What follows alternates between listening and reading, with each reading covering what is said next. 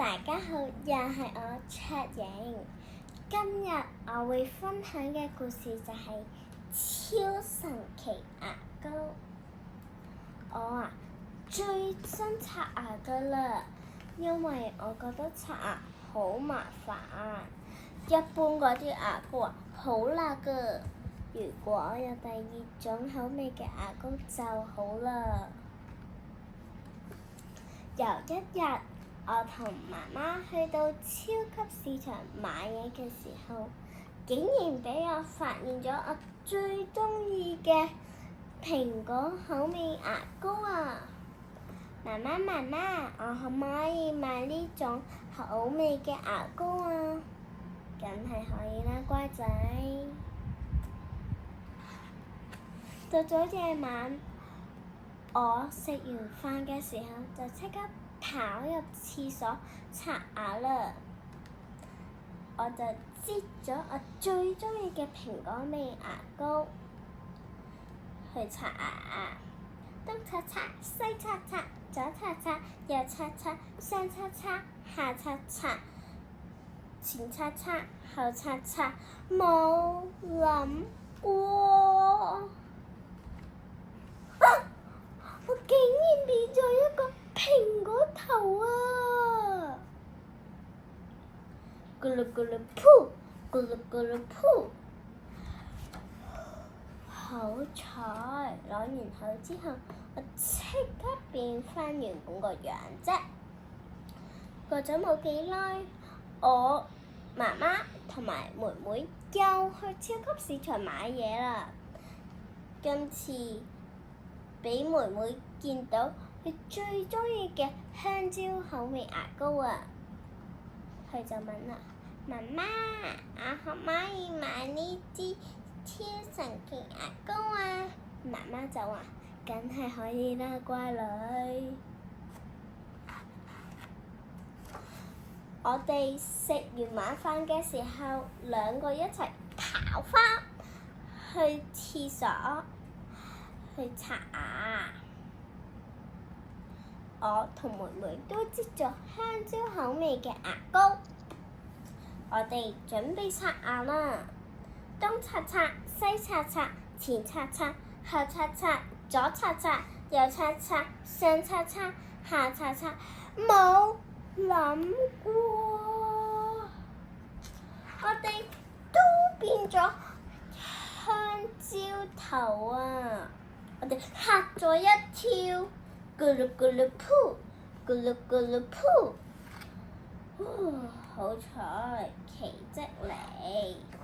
我哋變返原來嘅樣。過咗冇幾耐，我媽媽、爸爸同埋妹妹又去超級市場買嘢啦。今次見到蛋糕口味嘅超神奇牙膏，我哋一家人都好想買啊！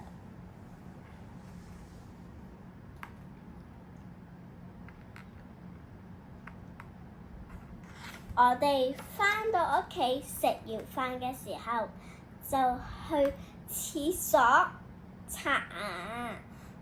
我哋都擠咗蛋糕味嘅牙膏啊！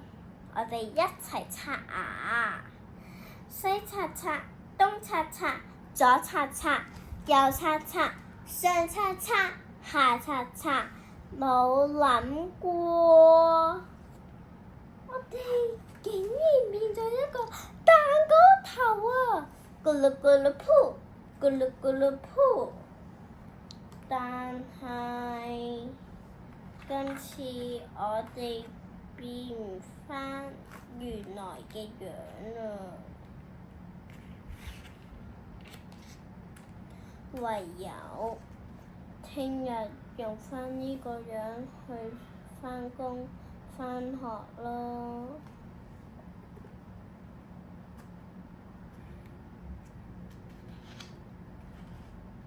竟然連路上嘅叔叔同埋姐姐都變咗啊！住隔離屋嗰個姐姐咧就變咗壽司頭，住對面屋嗰個叔叔咧就變咗啤走頭。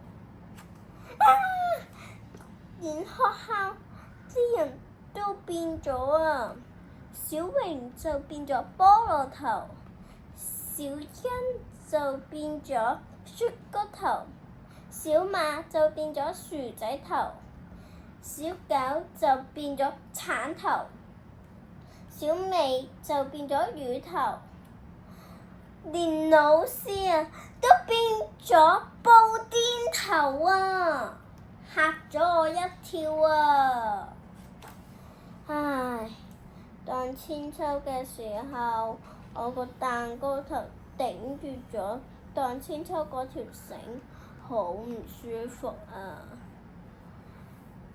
連我嘅朋友個魚尾都卡住咗啊！估唔到連新聞報道嗰個叔叔都變咗豬扒咖喱飯啊！喺呢個時候，嘻嘻，大家好，我係超神奇怪俠，多謝大家用我呢一支超神奇牙膏，我啲牙膏終於賣晒啦！嘻嘻，由而家開始，請你哋用返平常嘅牙膏，咁你哋就可以變返原本嘅樣啦！嘿嘿，跟住夜晚，佢哋即刻去刷牙，用返原本嘅牙膏，